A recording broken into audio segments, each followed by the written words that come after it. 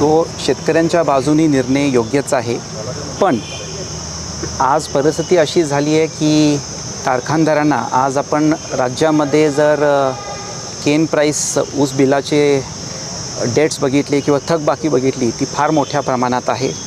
आमच्यासारखे चांगले चालणाऱ्या कारखान्याला पण पुढच्या वर्षी जर सरकारने यावर्षी रिशेड्युलमेंट आणि या गोष्टीचा निर्णय नाही घेतला आणि सगळ्यात महत्त्वाचं MSP याचा जर निर्णय नाही घेतला तर पुढच्या वर्षी मला भीती आहे की बहुतांशी सगळ्याच कारखान्यांची शेवटची काही बिलं थकण्याची फार मोठी पॉसिबिलिटी आहे.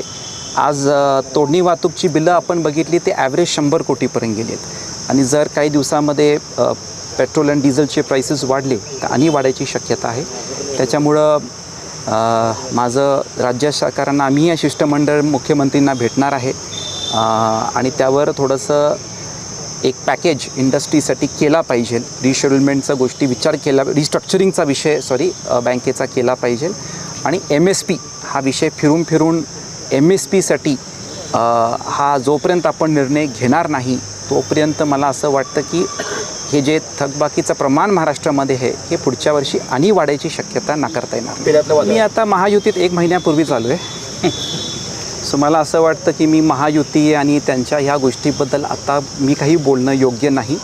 मला असं वाटतं की त्याच्याबद्दल पक्षश्रेष्ठी आणि महायुतीचे जे आहेत हे त्याच्यावर अधिक बोलतील आणि त्याच्यामुळं मी काय तुम्हाला आता विनाकारण ब्रेकिंग न्यूज द्यायची काही आवश्यकता नाही.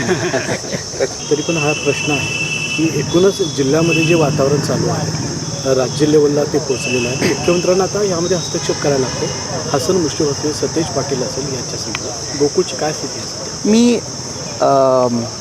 पॉलिटिकपेक्षा तुम्हाला थोडेसे 2-3 टेक्निकल मुद्दे या बाबतीत सांगतो. विषय नंबर 1 की मी टेक्निकल मुद्दे माझं ओपिनियन एक्सप्रेस काय करत नाही आहे. अ वर्गाच्या ज्या संस्था असतात याच्यामध्ये सरकारनेच कायदा केलेला आहे की अ वर्गाच्या ज्या संस्था आहेत त्यांचं टर्म संपल्यानंतर जर त्या टर्मच्या आधी इलेक्शन नाही झाली तर आपल्याला प्रशासक नेमायला लागतो. जसं आपल्याला आठवते की एकदा बिद्रीवरही प्रशासक आणि त्याच्यामध्ये मुश्रीफ साहेबांचं आणि बोर्डचं मत आहे की आम्ही इलेक्शन टायमात घ्यायला बोर्ड तयार होतं, फक्त कोर्टाने ऑर्डर दिले की संस्थांचं तुम्ही एन्क्वायरी करा, त्याच्यामुळं डिले झालेला आहे आणि त्याच्यामुळं आमच्या काही कारणामुळं नाही झाले. पण एक मुख्यमंत्र्यांचं मत होतं की कोण कोर्टात जर गेलं की तुम्ही केलेल्या कायद्याची तुम्ही अंमलबजावणी करत नाही आहे त्याच्यामुळं प्रशासक नेमलं गेलं आहे. आता त्याचे इंटरप्रिटेशन्स की गोकुळचा चुकीचा कारभार होता म्हणून प्रशासक नेमलं गेलं का नाही ती इंटरप्रिटेशन्स बाजूला ठेवून कायद्याने त्यांना प्रशासक नेमावं लागत होतं आणि मला असं वाटतं की बोर्डच्या काही चुकीमुळं इलेक्शन पुढे नाही गेले ह्याच्याबद्दल मला वाटतं मुश्रीफ साहेब पण कोर्टात गेलेत, बोर्डचे काही लोक गेलेत. तो हा टेक्निकल मुद्दा आहे.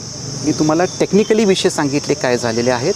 त्याच्यामुळं त्याचा कारभार बरोबर चुकीचं त्याच्यामुळं प्रशासक नेमलं असं काही नाही. राज्याचे मुख्यमंत्री आहेत हे कायद्याने बांधील आहेत आणि त्याच्यामुळं कायद्याप्रमाणे तो निर्णय झाला.